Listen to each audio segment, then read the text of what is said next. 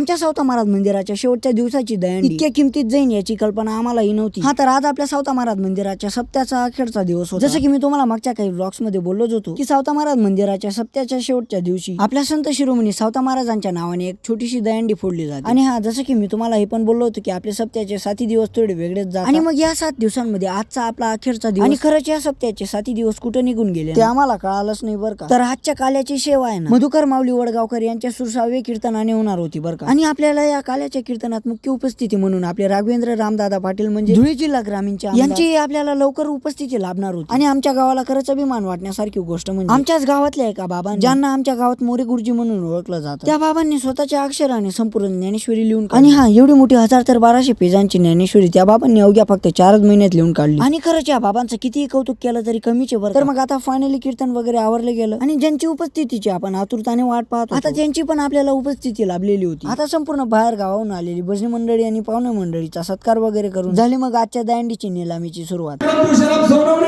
71,000 रुपये 2 वार. विक्रम खुशीराम सोनवणे 3 वार.